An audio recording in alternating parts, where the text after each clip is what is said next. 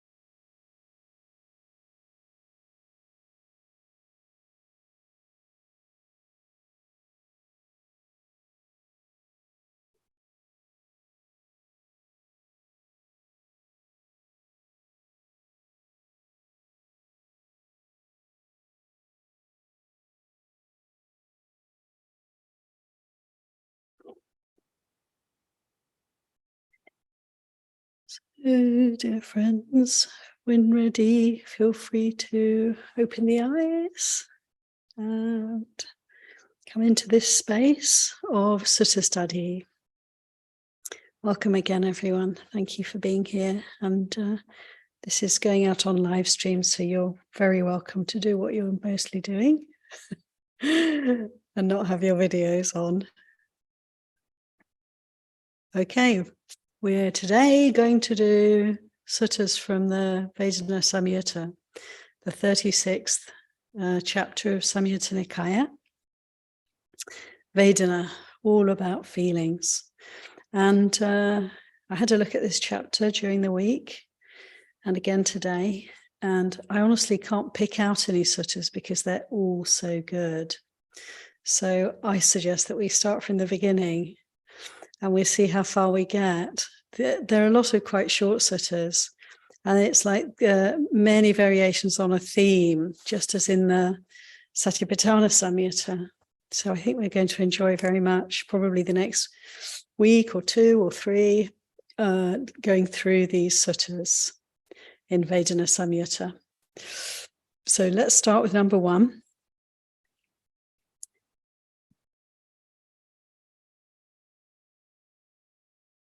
Here we go. This is called Samadhi Sutta, immersion. And here's Bhante Sujato's translation from Sutta Central. I'll read probably the whole sutta and then we can have a discussion around it. There are these 3 feelings. What 3? Pleasant, painful, and neutral feeling. Sukha vedana, dukkha vedana, adukkama sukha vedana. These are the 3 feelings.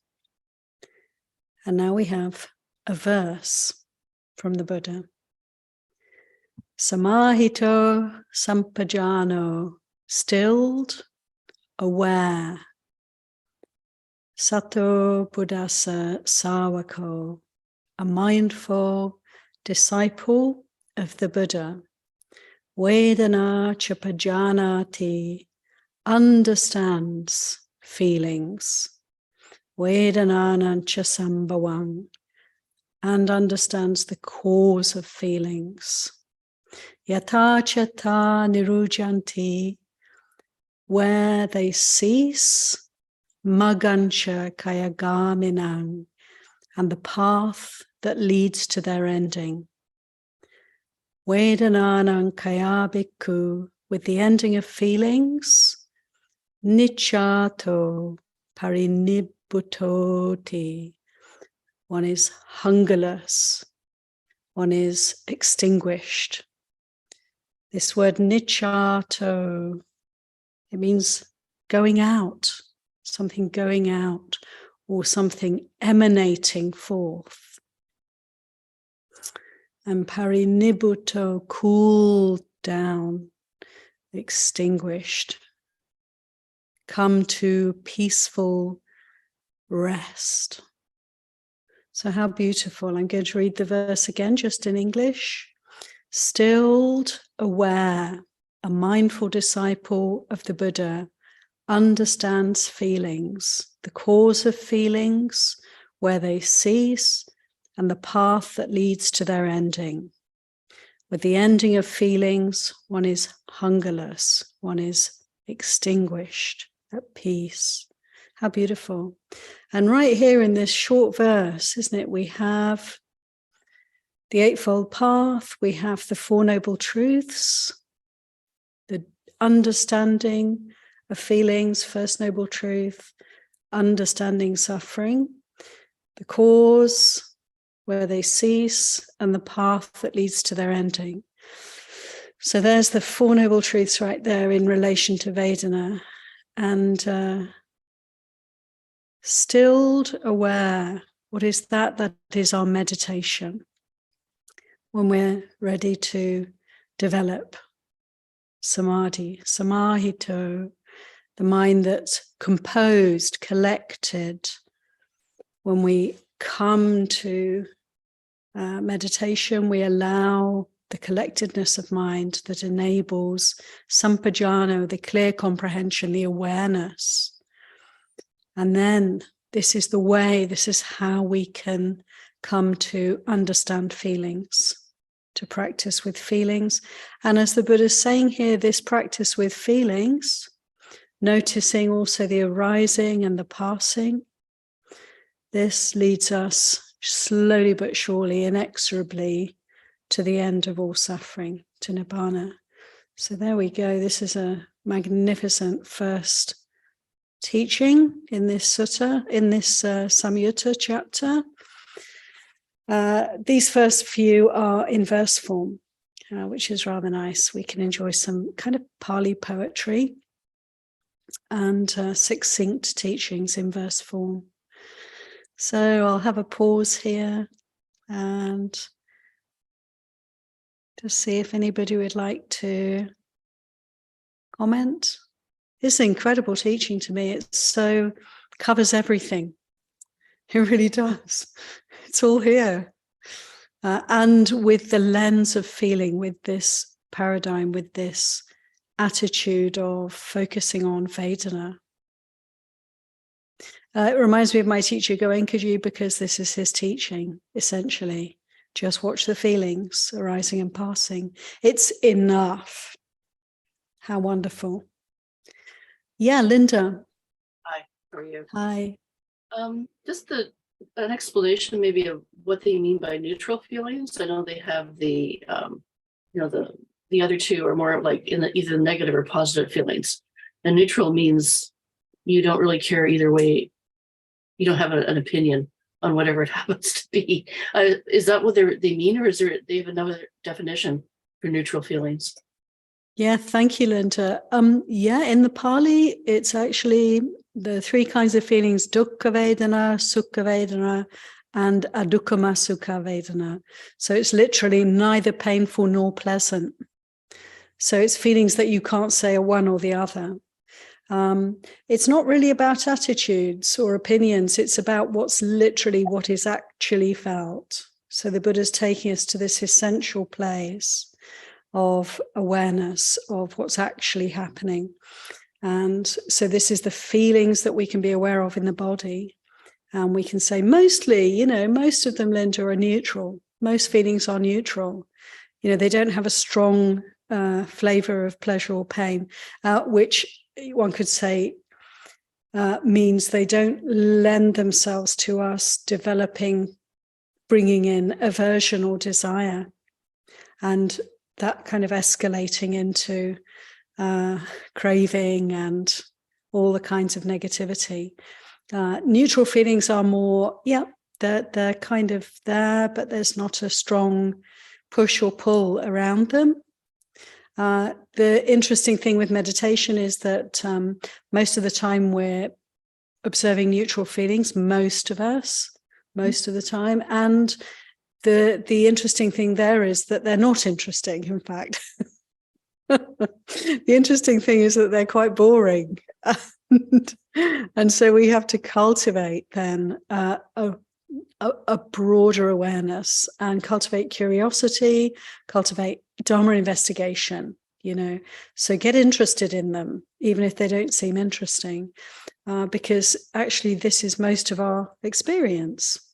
And it's really good to, not miss it, not sideline, not bypass most of what's happening for us, just because it's subtle and because we don't have a strong reaction. So this is really valuable to consider, not to miss, that there are three kinds of feelings, not just two.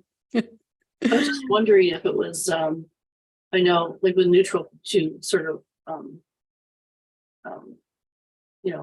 neutral feelings or something you want to go towards, because I know there was a Tibetan Buddhist teacher that told me a long time ago that not the highs and the lows, like the extreme happiness and the extreme sadness, depression, but you want to keep on sort of a balanced, even keel and more neutral.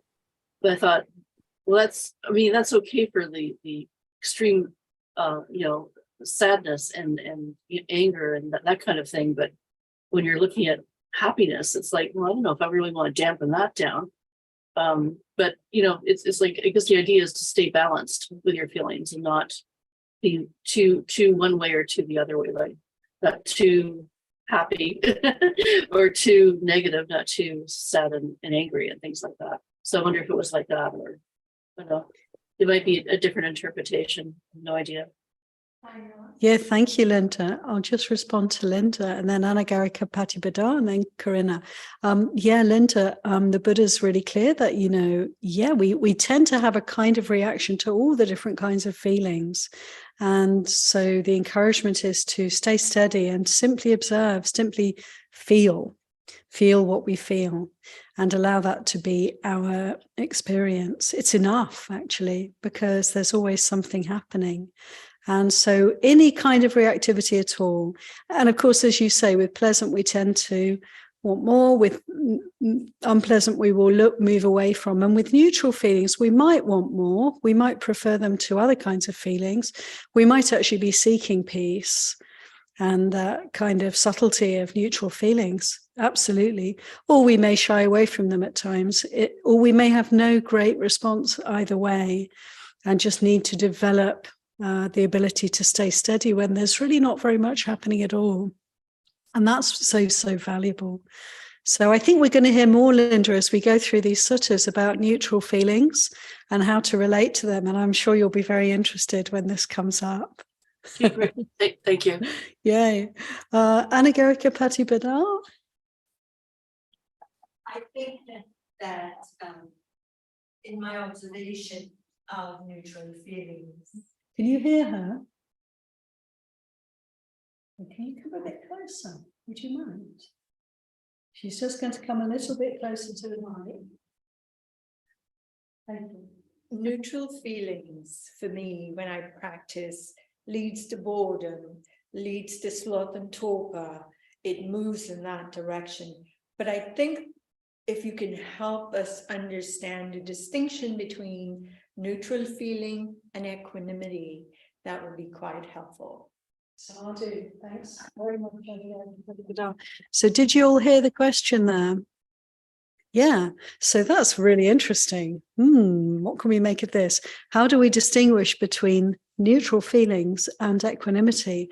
And that's really interesting. I would say that neutral feelings are just neutral feelings. They're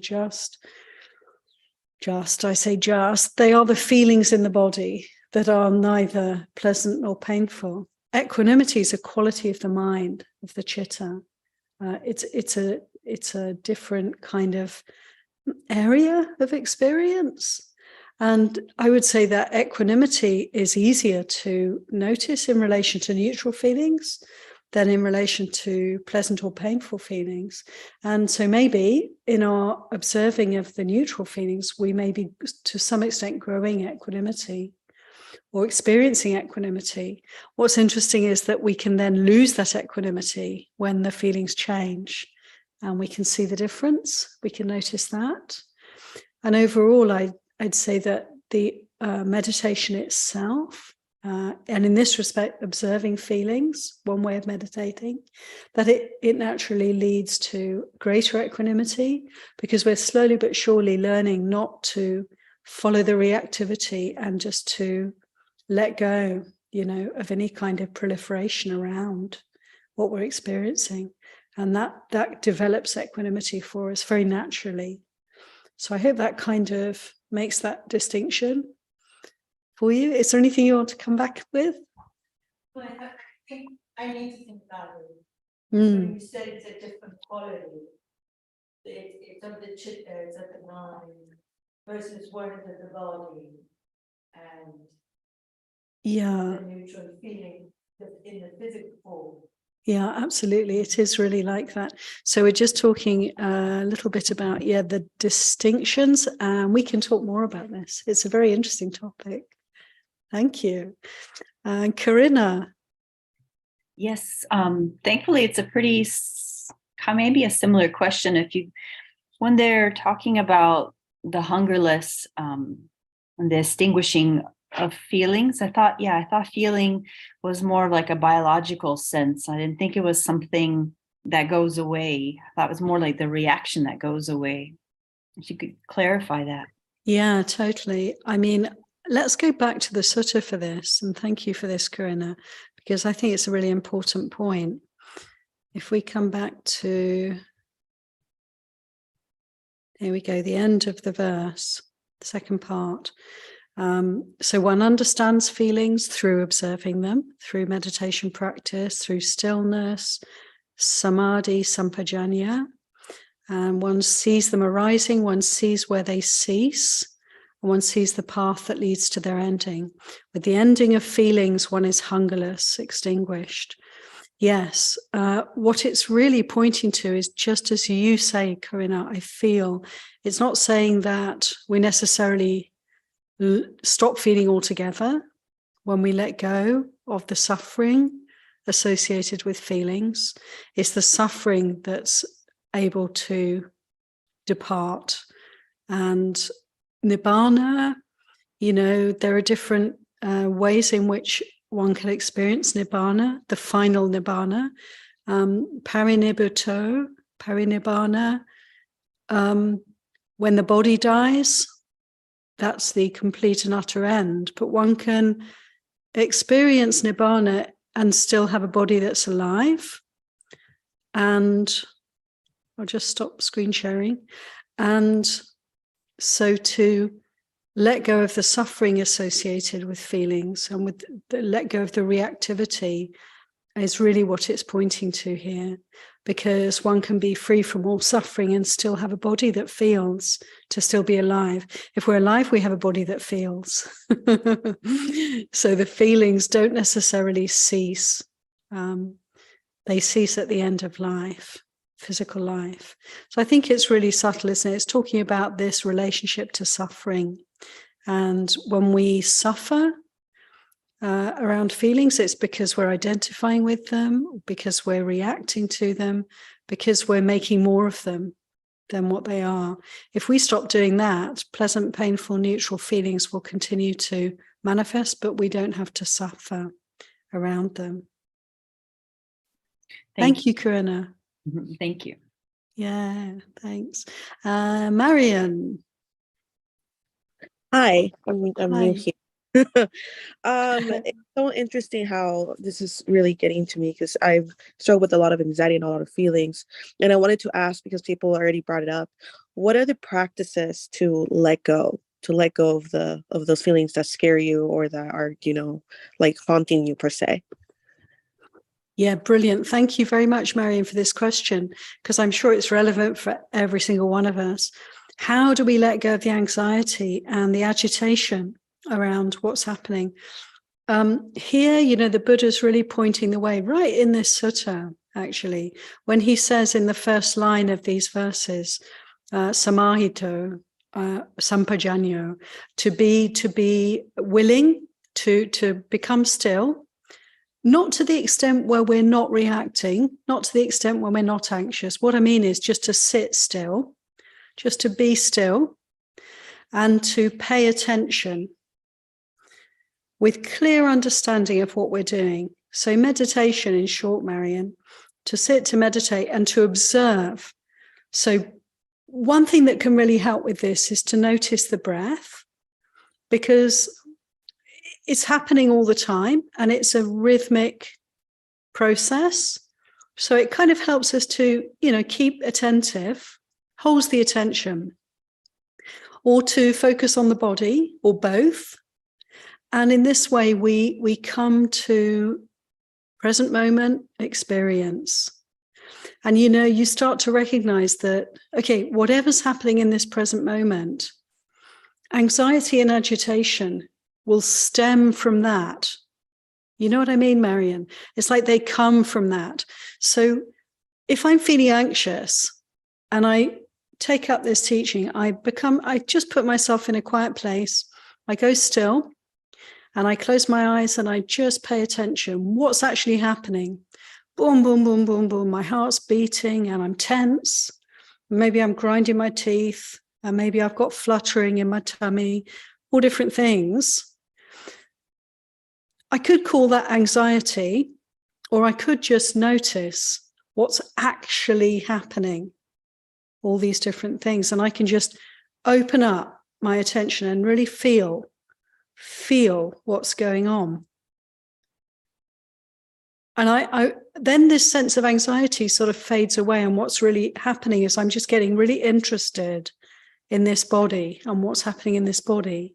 And in this way, we're coming into really just simply paying attention to what's present. And this is a way in which one can notice that anxiety, agitation, distress of any kind will tend to find its peace, like slowly, we can notice these things start to sort of settle. So I think this sutta is really answering your question, honestly. And let me know if that makes sense to you, Marion. Yes, it did. Just recently I was in group therapy and I think I had like an anxiety attack and my blood pressure spiked. So what I did is I asked for ice and I just sat on the floor and just started breathing. And my blood pressure about 30 minutes later went a lot down. So it's true, when you're just stay still and you breathe and you kind of just like try not to freak out, it does help with even some medical conditions like my high blood pressure due to anxiety. So that really resonated with me. Thank you. You're so welcome, Marion. And that's just so brilliant what you did to cool down, literally, isn't it? Like with the ice as well. That's amazing. You kind of probably knew this will help me to cool down even more quickly. But like exactly this. And I would say that if we take the time, to every day to stop and just pay attention, what's happening in the body, how is it? Then things like high blood pressure and certainly anxiety, any kind of agitation, we'll notice over time, that there can be a kind of alleviation happening, a soothing of all of that. And it's really beautiful. And as you are telling us, when it comes to the crunch, when we're really getting stressed, this is the most important time to remember and bring in this mindfulness, bring in the stillness, just allow ourselves to stop everything else, and just pay attention to this body. And it will, this process of calming will happen very naturally then. Yeah, thank you for sharing that. That's really helpful. Binwi, hello. Hello, Aya. I just want to express my gratitude that we're focusing on the Satipatthana these first, second, and third months. And, I think that the Vedana Satipatthana, which is a very short section, I got really curious when you said it's the seat of everything. And I'm like, why is it so short? So I've been listening to a couple of really good teachers, Joseph Goldstein and Gil Fronsdal, and both of them have been very helpful in kind of explaining why it's so important. It's kind of like the turning point of the first 6 to the latter 6. And it's a pivot point between bodily sensations to mental formations or the mental aspects. And I thought that really helped me. But what I think was even more important was both of them emphasize this fact of, when it says worldly versus unworldly Vedanas. And there's an emphasis of the unworldly. And Joseph Goldstein even talks about the neutral, unworldly feelings. He uses the word equanimity. So it's important, I think, to understand what is the difference between worldly sensations, which I think these suttas are referring to. We want to let go of them, whereas the unworldly ones, which are the wholesome ones, wholesome Vedanas, we're trying to cultivate.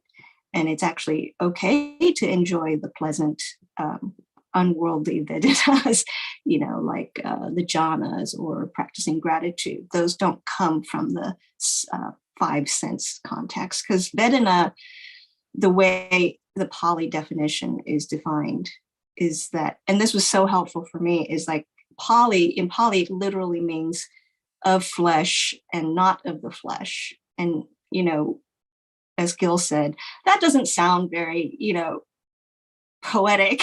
So they, they translate into things like worldly versus unworldly.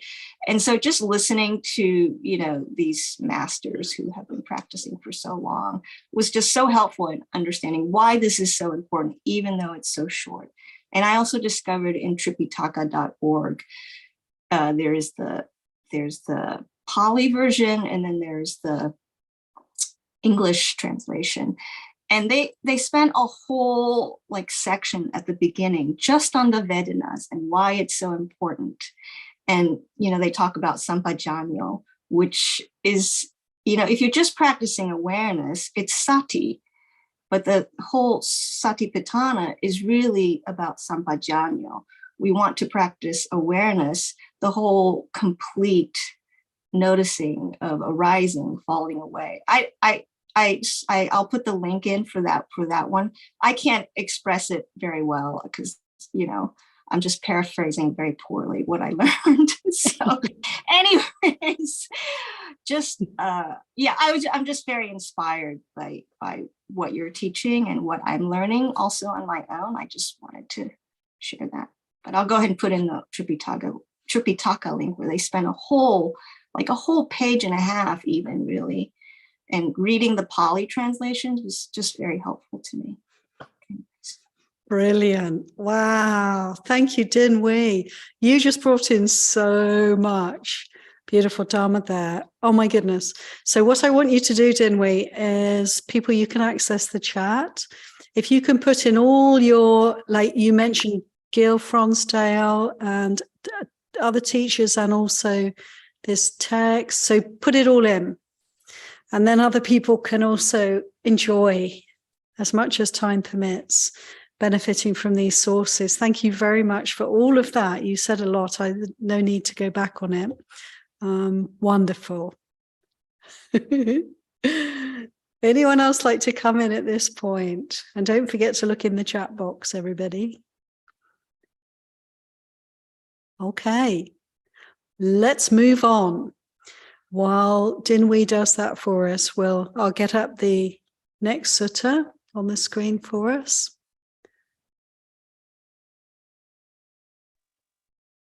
Number 2.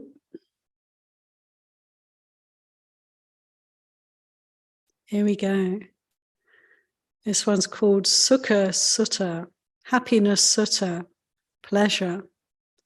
So just sit back and relax, everybody. I'm going to read the whole thing. It's not very long. And just really take it in. There are these 3 feelings. What 3? Pleasant, painful, and neither pleasant nor painful feeling. Neutral feeling. These are the 3 feelings. Whatever is felt internally and externally, whether pleasure or pain, as well as what's neutral. Having known this as suffering, as dukkha, as deceptive, mosadhamma, as falling apart, one sees them vanish, these feelings vanish as they're experienced again and again. That is how to be free of desire for them. These last 2 lines, the Buddha says, Pusa pusa vayam pasang evam tata virajati iti. He's literally saying, pusa pusa, touching, vayam pasang, arising and passing, just touches one after another, contacts one after another. Evam tata virajati iti. This is how we can be free from desire. This word virajati, the last word of the verse, it means detached. It means turning away from. It means losing interest. We just simply lose interest in this process, in the sense of identification, in the sense of, being connected with it in such a way that we're immersed in it. The ups and downs become, strangely, isn't it? the ups and downs, the drama becomes not that interesting to us anymore. The more we observe feelings arising and passing, the more we quite naturally detach. This is not to dissociate. This is not saying we kind of cease to be conscious or aware or awake to what's felt, but it's more like the relationship shifts. It broadens, actually, doesn't it? It's a more mature relationship. It's a recognition. When we're looking at the change, we're aware of the arising and passing. It's like hands off. This is not something to be part of. This is not something to associate with too closely.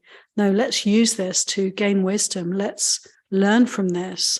But let's recognize when these bubbles are rising and passing so rapidly, these feelings are coming and going, how foolish to consider any particular one as me or mine. How can I consider any of them as relating to me? Certainly they're not in my control and they're not mine. They don't belong to me. So this verse is really encouraging us to develop this attitude of anicca sanya, of seeing the change. And in this way, very naturally, virajati arises, this detachment, this disinclination to identify, this lack of interest, losing interest. Corinna. Yes, before I ask the question, I just want to, something that's helped me with viraga, virajati, like the actual Pali, isn't it color, or like without color? And that I have, when I hear the word detachment, that's like, it has something, not the greatest connotation, but not exactly colorless. It's different without color, because I know I'm like, I can be drawn to a certain color or not like a certain color, but like just colors without being drawn or not liking. And the question I have is just to get more clarification. And I want to put a plug in for the guided meditation that Aya Tataloka gave, was it 2 weeks ago for the Maga Puja and on the Satipatthana. And she really talked about the home base and coming back to the home base of the body and knowing. And just to clarify what exactly is meant by feeling, because I guess, is it a sensation, or is there any choice in it? Is there any cognition in it? Or is it like just pure natural biology reaction to sensations or mental concepts? Just to really clarify feeling, unpleasant or pleasant, neutral, to what? How that relates to the home base and that wonderful meditation. Because I love that, because, sorry, to say one more thing, which is what that meditation really did for me is show me how to carry the Satipatthana off the cushion, which is something I've always been questioning, especially the internal, external idea. And so I really appreciated that guided meditation from her. So thank you so much. Yeah, actually, I really think anyone who didn't hear it, or actually even if we did hear it, let's listen again, because it was an incredible guided meditation from Aya Tataloka. I think it was not last one, but the one before. And yeah, she talked, didn't she, about home base and how we can keep coming back to home base, coming back to the 4 Satipatthanas in our every activity, everyday life. It was really powerful. And so please tune in, everyone, to that. It's all been recorded, so you can access that on the Dhammadharani YouTube, or just YouTube. Moment, something from Seminaries Tavira. Karina created audio files of just that meditation, which I'm going to post on the website, but I haven't yet. Fantastic. Okay, listen, everyone. Corinna, thank you. because what Corinna's done is you picked out, haven't you, that particular piece of that teaching, because that was a whole evening of practice with IoT. So Corinna's picking out that guided meditation part, and we'll have that separately soon. It's not up at the moment. Otherwise, it's sort of halfway through, isn't it? Yeah, it starts at 1 hour, 19 minutes. There you go. That's marvelous. Marvelous. Thank you. So there we are, 1 hour 19. You can tune in as it is, but also we'll be getting it as a separate, we'll call it the home base meditation, something like that. So you can find it. Thank you for that, Corinna. And now to your query, or your, let's investigate together. What does it mean? The actual meaning of pleasant, painful, and neutral feeling. What is it? And I think Linda you were sort of touching on this as well. What is the Buddha actually pointing to? And my sense is that it is literally what we feel. And how do we feel? We feel through the body. The nerve endings, you could talk about it in that way, but it's just whatever tells us we have a body that is sentient, that is responsive, that is producing this experience of feeling. And it's hard with words, isn't it? But it's literally that. It's just that. It's simple. It's just what can be felt. And mostly, as we said, it's not pleasant, not painful. It's sort of neutral. But then there are times when we're very conscious. This is pleasant. This is really enjoyable. This is very nice, this is comfortable, or this is uncomfortable, this is painful, this is intense, this is not wanted. And the Buddha's just getting us to come to this very fundamental place, I think, Corinna, of just simply being aware of feeling. And then so much of the teaching around Vedana is really pointing to the fact that he's saying, we feel and then we react very quickly. And when we can focus on the feelings, we can start to see that reactivity. We can get a handle on it. I think the reason we find it difficult to define what Vedana means is because these things come together. They're so intertwined. The feeling and the reactions of all different kinds are so intertwined that it's really hard for us to actually separate them out.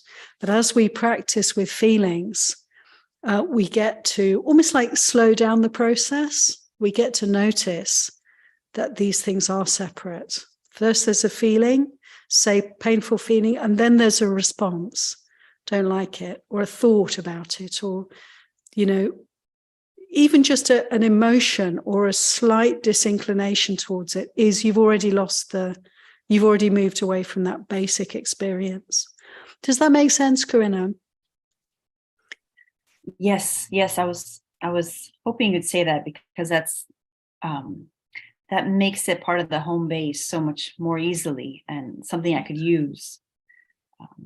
Yeah, it is home base, absolutely. Ground zero, it's the ground of our experience, absolutely. And everything else can really, you can see how so much can fall away very naturally when we base ourselves there. How wonderful it is, to see that. This is the viraga, this is the virujati, the fading away. Yeah. And to add to that, just the idea of that we're not trying to, we're not allowed to enjoy pleasant feeling, or only have neutral feeling, or it's and none of those. It's just to distinguish between feeling and what comes after. Yeah. And I'm just reminded, of what also Dinwei was saying, just touching into the the misa, amisa, the fleshy or the spiritual, the worldly or the non-worldly, because that does come in terms of how we relate to, say, pleasant feeling, pleasant sensual feeling. We can relate to it. We can enjoy it, of course, but we can also recognize its transient nature and its inherently unsatisfactory nature. because it doesn't last. You know, we can't enjoy a pleasant taste forever. It's so fleeting. You know, we find ourselves almost, we're arguing. You know, that the excitement fades as we really observe what it is to enjoy pleasant sensual feeling. But when we have pleasant unworldly feeling, the pleasure we get from generosity, the pleasure we get from keeping precepts and having a really good feeling about the way we're interacting with the world so skillfully, so harmlessly, or when we experience in our meditation the pleasant feelings that arise when the mind starts to calm down and go quiet and become one-pointed. You know, these feelings we can say, yeah, there's something here that leads you on. It's actually leading us spiritually forward.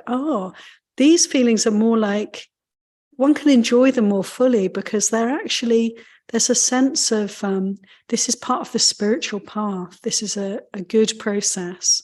And again, we have to be careful not to get caught up in the pleasure, not to get attached to them. But, you know, there is that distinction. So the worldly, unworldly distinction, which I'm sure we can learn more about, partly from what Dim Wee's putting in the chat, but also as time goes on with our studies of these suttas. There is a distinction there, isn't there? Ultimately, we want to let go of all the reactivity around feelings. That's the quickest way forward. Even the spiritual pleasant feelings or unpleasant feelings need to be let go of, but there is that distinction there. If I may just say one more quick thing. Please, yeah. Dim Wee, you said something, I think several times ago, and that you heard from Gil Fronsdal, and it's really stuck with me ever since. And this has to do with Marian's question, you know, how do we let go? And I realize even in trying to let go, I feel like I've already messed up or it's not going to work. And what you said, Dinwi, was this about the hindrances and how, let's say you have a hindrance, but you're aware of the hindrance, and just being aware of it, it's no longer a hindrance. It's just anger or desire or sloth and torpor or whatever it is. So that's how I really appreciated what you mentioned that day. I've been using that, and I'm kind of using it now with the satipatthana and feeling. It's like, okay, it's not. So I translate things in my head to see, okay, what works for me with my cultural understanding, with my personality. So when I let go just is too hard, or I don't know how. But if I bring awareness to it, or I'm aware of it, it's like that is the letting go, and that really helps me. Oh, dear. Wonderful. Okay. Ananea. This is just will be a quick observation or whatever. A little while back, Dinwi mentioned about sati and sampajanya. The sampajanya is clear comprehension. So as one pays attention, as awareness gets more and more clarified and deepened, that understanding gets a fullness to it, which is the clear comprehension comes. And there's it's worth looking that one up and spending some time with the sampajanya part to understand, okay, when this arises and I'm working with this, then there are observations to make during that process that will help the sampajanya gain its fullness. And to the question or the comments about how do you let go, and I know long retreats do help in this. If you are at all able to do that, because the time to build on and to work with it. So definitely that is a help. But regardless, whether you can do that or not, the minute you recognize something, that feeling, if you just know it, it doesn't have power anymore. That's part of being aware. I mean, no matter what kind of a feeling it is, being aware of it in that moment allows you to release it. And it just gets, and now deep emotions, strongly held, long-standing issues definitely will still, they work their way to the surface. But even at that still will chip away by saying, here it comes, and just allowing it, being with it, and allowing it just to dissipate. I guess I'm saying this by way of saying this works. All of the things that are brought up today does work. You just patiently work through them. You work with it as much as you can.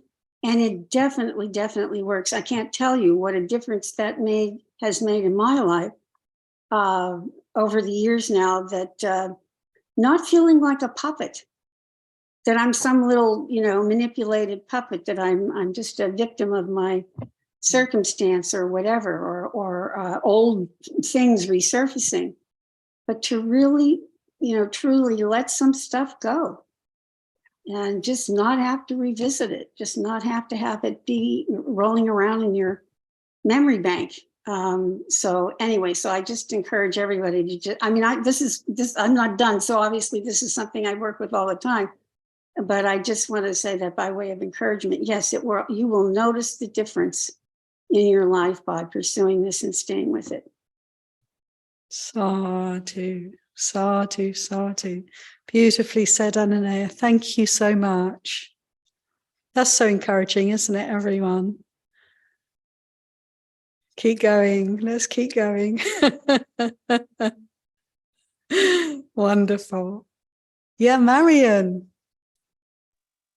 I wanted to answer back to Ananea. That was so wonderful. Talking about how letting go of the past and like stuff like that.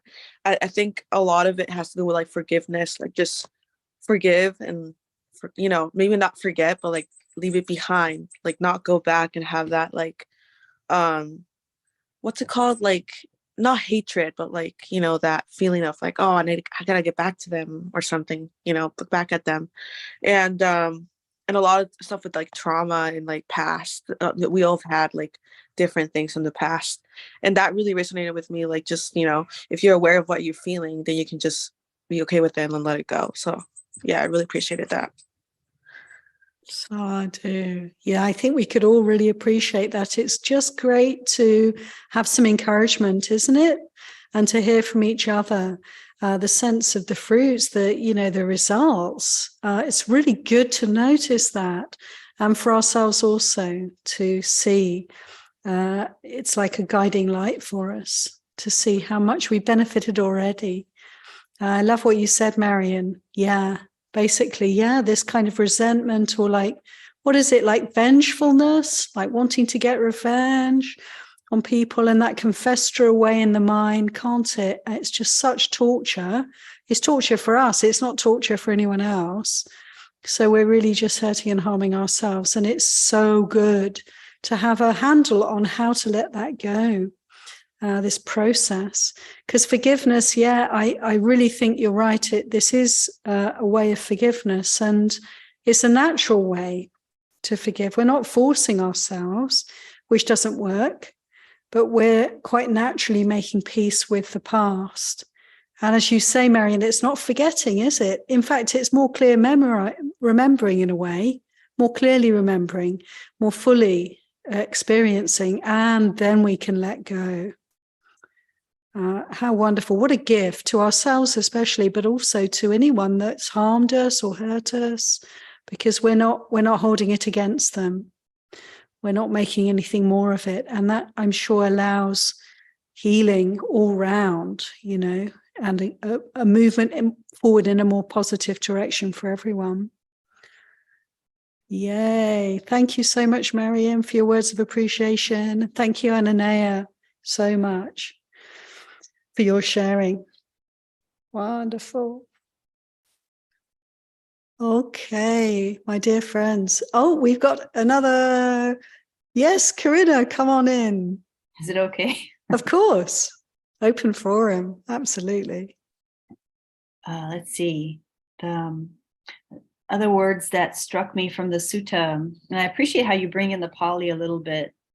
Was it pusa, the touching, and again, it's that question of feeling neutral and pleasant, and how you know how we normally relate to them, react to them.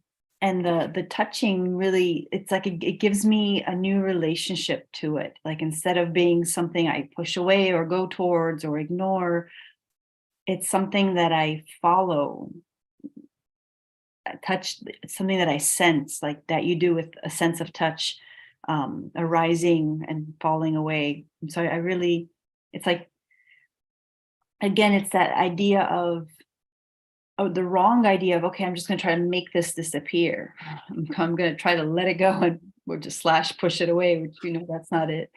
But I find that the answer is more like, what new relationship do I have to this that's wholesome or leads me in a wholesome way? And this idea of arising and falling, touching, works. Yeah, it's really great, isn't it? I love how in the Pali, often to emphasize something, it just repeats, pusa. But also there's that sense, isn't there, of like through time, boom, boom, boom, one after another. And, Dinwi touched on this, didn't you, Dinwi, the chain of dependent origination? It's very interesting. And I think I'll talk about this on Tuesday, probably, where Vedana comes in the chain of dependent arising, because, the Buddha said clearly the cause of feeling is contact. It is this touching, it's something meeting something else, feeling in the body happens because of contact. And then what is the result of feeling? What does feeling lead on to? It leads on to tanha, onto craving, onto desire. So you're all aware of this, I think, or most of you. So it's like this link in the chain. It's just so crucial. And, this is why, although in Satipatthana Sutta, the Vedana passage is very short, it doesn't necessarily mean it's not important. It just means it's simple. It can be simplified, clarified in those few words, but it's of crucial importance, of course, which is why it's highlighted in Satipatthana Sutta as one of the resorts of mindfulness. But look at that, Karina. Yes, it's the causes, contact, this touch. And again, if we're really paying attention to feeling, we're noticing that, aren't we? Causes and conditions, painful contact, painful feeling. Pleasant contact, pleasant feeling, neutral contact, neutral feeling. And that's it. That's what's actually happening. And then if we have any defilements in the mind, there'll be the result, which is wanting, not wanting, instead of just allowing it to be what it is. And this is the piece where we can have some agency. We can liberate ourselves from these habits, from the karma, how wonderful. Yeah, thank you so much, Karina, for bringing that in. Anyone else like to come in at the mo? Dinwi, yes, please. If you're going to do the dependent origination on Tuesday, which would be wonderful, I would love to hear that. It would also be wonderful to do the other wheel, if you know what I mean, Yeah. which is like the opposite of dependent, like all this suffering, and then there's the other one where it's, and I think because so many teachers focus on that, suffer, and I didn't realize it's like, well, there's also another way of it to work. And yes, there's contact, feeling, tone, perception, reaction, but when you break that chain, the other wheel, I forget there's a name, I'm sure, the other wheel comes into play. And I think that's very inspiring to help people know that, as opposed to always focusing on suffering, it's hard. Anyways. Yeah, didn't we? I'll definitely do that. Thank you for that prompt. And you're right. I mean, it is important. It's anuloma and patiloma. Patiloma is the reverse process. And of course, This is what we really want to bring in, because this is what's happening for us. This is what we're doing. We're reversing this whole process. How amazing.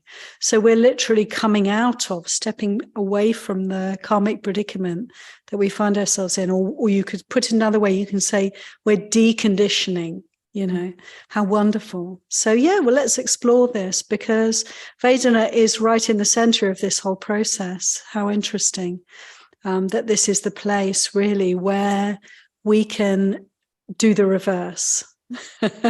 Yeah, I think that's why I really appreciated both Joseph and Gil talking about making an emphasis to point out unworldly versus worldly, or of the flesh and not of the flesh. Because I think I had just sort of like, okay, it's feeling and it's one umbrella, and it's not like that really. Yeah, So, it's true. yeah. I mean, that's so true. I mean, I think we can definitely start with just that. Just observe what you feel.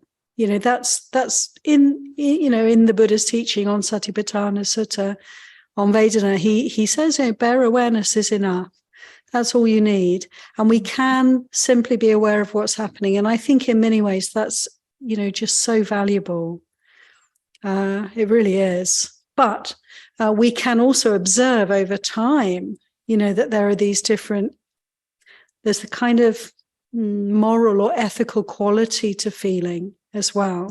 It's a whole other dimension. We can notice, yeah, wholesome feelings and less wholesome feelings, or sensual feelings, worldly feelings, feelings that tether us to the world if we follow them, and those that actually lift us up if we allow them some space. So I think these distinctions are really interesting, and of course they're right there too in Satipatthana Sutta. Mm-hmm. So it's whatever works for you, you know. And over time, I think we can appreciate more the worldly and unworldly aspects. I think it's important to remember this is a gradual. To get there fast, and that's and like, if you're not that far along the path, maybe all you can sense is the worldly sensations, right? And then at some point, when your mindfulness and your practice becomes, you know, far enough along, the other fruits start to show themselves. And I definitely have had the pleasure of experiencing that. But in the beginning, this is a very gradual path. And so that's where I think things like the paramis, patience, generosity, you know, we can do those now. Yeah, thank you, Dinwei. I mean, I think the worldly and unworldly distinctions right from the start and throughout the path, you know, and the Buddha did encourage us. So let's bring this in, because he did encourage us to notice, you know, when we do something that's kind, when we do something generous, when we do something meritorious, we can actually really very fruitfully observe, well, how does that feel? And notice the feelings that arise of happiness, of joy, of well-being. So right from the very beginning, all the way through the path, these opportunities to experience unworldly pleasant feeling, unworldly painful feeling, perhaps, you know, the sense of seeing where we're at and wishing we were somewhere more peaceful, and so forth. And so it's really like, it's not that we can't appreciate worldly and unworldly feelings anywhere we're at. That can be a really fruitful practice for us, and we can simplify as well, just sort of depending on what works for you. My sense is, when we're actually meditating, just to let it be really simple, just feel, nothing more. But in our everyday life, we can reflect, can't we, on our experience and really bring in more of the teachings to develop wisdom around these different kinds of feelings. Sadhu, sadhu, sadhu. Mm-hmm. Sadhu. Thank you so much, Dinwei. Maitri, hello. Sadhu, sadhu. I had a question related to actually something that stemmed up during the morning meditation. as we are working with the Vedanānupassana, the sixth sense basis, with mind being the sixth. So often, as this is for me also, me personally, as I'm looking at the feelings of the body, sometimes thoughts arise, and then you look at, then I start looking at the thoughts and whether they are accompanied by sorrowful or pleasant or happy feelings. Is the within Vedanānupassana, the feeling tone related to mental objects, is that part of it, or does that just flow into Chittanupassana? I was looking through the Satipatthana Sutta a little bit to try to, wasn't too clear to me. So Yeah. Thank you for bringing this in, Maitri, because it is like quite hard sometimes to know, like, if we really want to try and categorize, what is this experience? Is this Chittanupassana? Am I observing the state of mind or the feelings, or am I in the realm of Dhammanupassana, concepts? It can be quite hard sometimes to know, but it's wonderful to investigate and to see, to figure, how does this fit? My sense is that we can notice how Vedanānupassana is very simple: pleasant, unpleasant, and neutral feelings to be felt. But then we can see how they relate to, and there's almost like often the spin-off, isn't there, from an unpleasant feeling. We're very, very quick often to associate it with some kind of mood, emotion, or thought, or pattern of thinking, or memory of aspects from the past, and so on. And these things can come together like a great big clump of experience. And my sense is that, we don't necessarily, it's interesting to try and figure and categorize, but we don't need to necessarily, more like just to stay with the feeling, just to keep coming back to the feeling, and to be willing to sort of just allow everything else to come, to sort of flow by, as you said, Maitri, to just be present, to be arising and passing, but we're not really giving it so much attention. So the thoughts around the painful feeling, or the emotion, the sorrow, the anxiety, the anger, whatever it might be, we can be aware, oh yeah, this is an aspect of what's happening here. It's connecting with this feeling. Can I just keep mindful of the feeling and see how it's changing? My sense is this, in this way, when we, funnily enough, if we turn our attention to some extent away from that complex, shall we call it, and just focus on feeling, then the complex itself tends to quite naturally open up and disentangle. And then we start to see, there are all these separate components that kind of have made up this experience. Does that make sense, Maitri? What do you think? I was also thinking, the question was more also, let's say I have a painful feeling in my knee and I'm looking at it, but then some random thought comes up. So now this is not related to the bodily feeling. I was thinking, this is thought that has come up, and this thought is now, it's there in my mind, and the thought could be a sorrowful thought or a pleasant, happy thought, or I was really asking about the feelings that are associated with the thought as opposed to a bodily. I don't know whether I'm. Yeah, sorry, Maitri. Yeah, I didn't get what you were saying before, but I think I've got it now, that you will be having a certain feeling, and then something completely different happens. A thought of something completely unrelated comes up, and then you'll be aware of some feeling that comes in, following on from that thought. Just related to a thought then, and not related to any of the other five senses. Maybe there's a memory associated with it that had something to do with the senses, but it's really a thought, and it's now, yeah. Yeah, I get what you're saying. Yeah, look, we can just observe these things as they happen.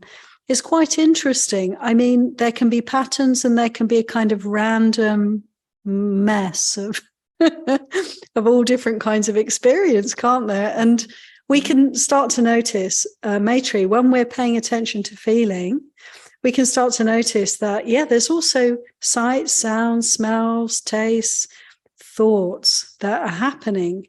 And can we then come back to feeling, be with feeling, and see how these things interact, you know? It's like I see something and a pleasant or unpleasant or neutral feeling can arise.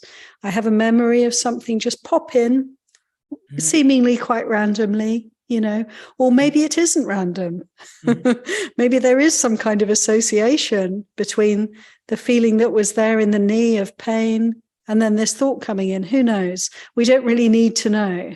What we want to do is be aware of what's happening now.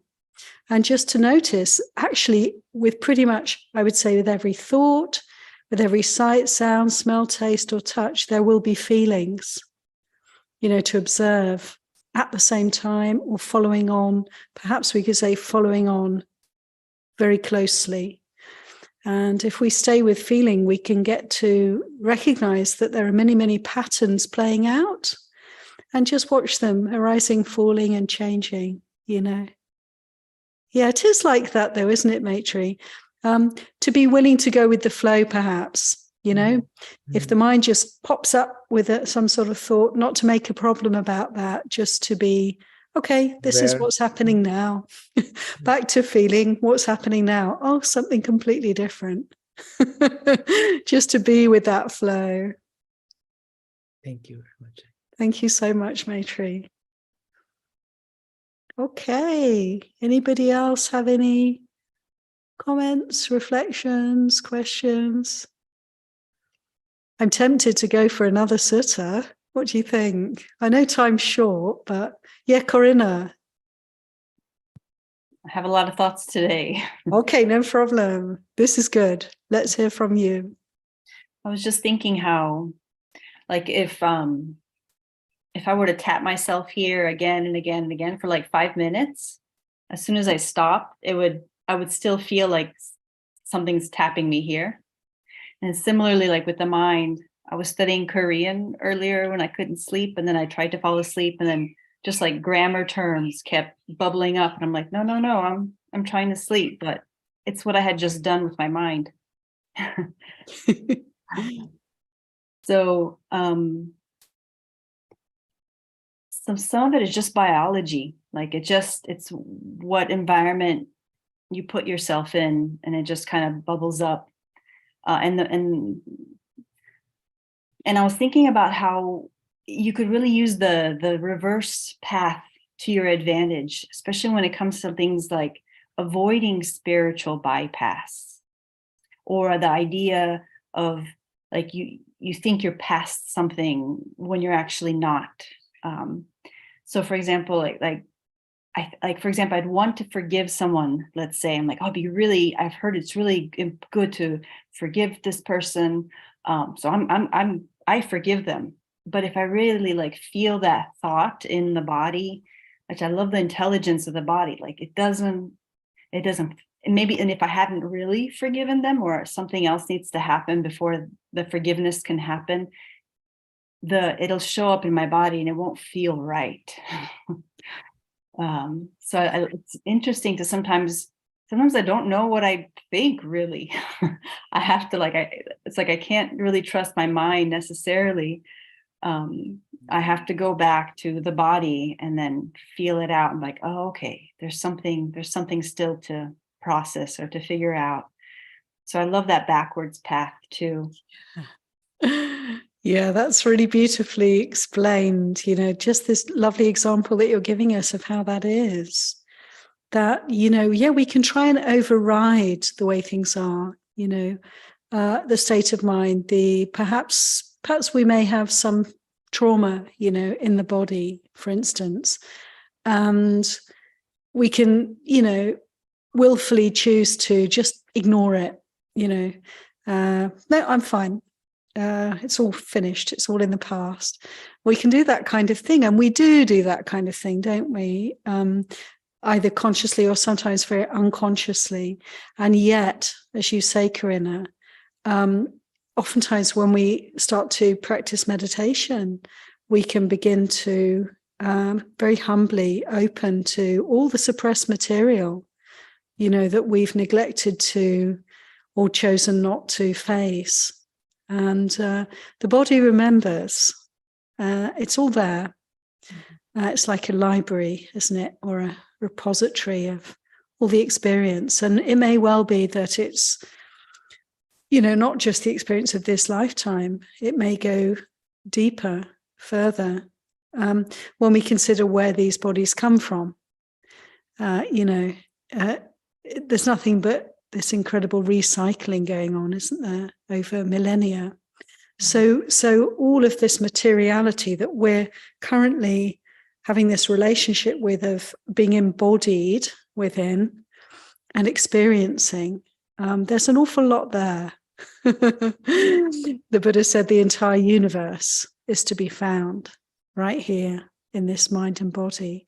And so we can willfully, think that we know what's what and that we can control these processes, but of course we can't, because there's no we to really control anything at all. There is simply cause and effect playing out, And so the wise approach is just what we're doing, isn't it? Is to be willing to open to that and to let it be a source of wisdom and understanding, to develop in Dharma, to see the Dharma. That is to see the Dharma, isn't it? The Dharma's right here, the truth, nature, So thank you very much for that beautiful example, because this is something we can really appreciate. Let's not think we're in control. Let's not try to make ourselves this way or that, but just open to the way it is. The mystery of it, really. And the more we open, isn't it, Corinna, the more we open to the way things are, the more we can see the sort of the vastness of it and the inseparable nature of all things. We're part of a whole.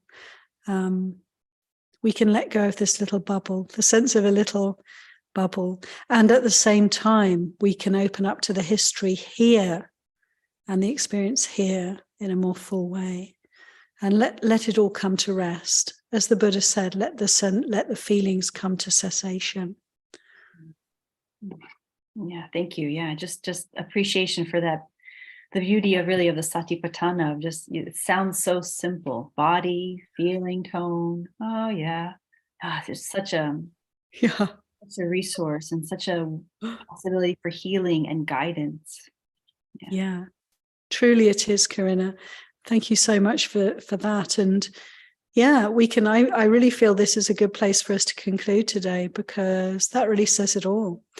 These teachings are incredible. And this Satipatthana Sutta, what people talk about the source of it, and it may be a bit of this and a bit of that. And is it exactly what the Buddha said?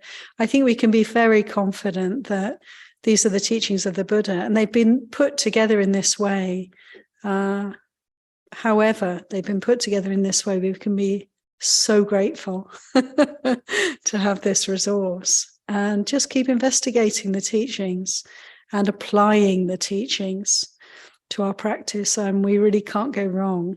I do think, that all the guidance is there, and we can really just keep on immersing ourselves now in this beautiful sutta. Great choice. We can all thank Venerable Satima for requesting that we focus on the Satipatthana Sutta for this winter retreat. But it's a life practice for us, isn't it? Let's keep coming back to this sutta again and again for our meditation guidance. And I really appreciate these discussions, because this is a way for me of deepening the understanding, the collective wisdom, how valuable, how supportive. Thanks, everybody, so much. Thank you We for guiding can, us. let's conclude by paying homage to our teacher, to the Buddha, Dhamma, and Sangha together. And before we part, I'll just mention very briefly that tomorrow night, please come on over, 7 o'clock on Zoom. Ayata Tarloka is offering teachings on Vedana. And tomorrow morning, anyone who wants to take the 8 precepts, you have the opportunity to do so, 8:30. Okay, please find your Buddha, external manifestation or internal, or preferably both. And we'll pay homage. Arahant Sama Sambuddha Bhagava Buddham Bhagavantan Abhiwademi.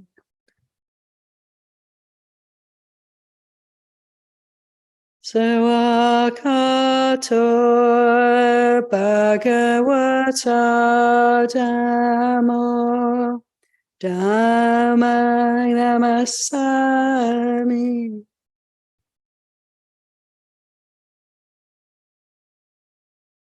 Supatipano Bhagavato Sawaka Sangho Sangang Namami.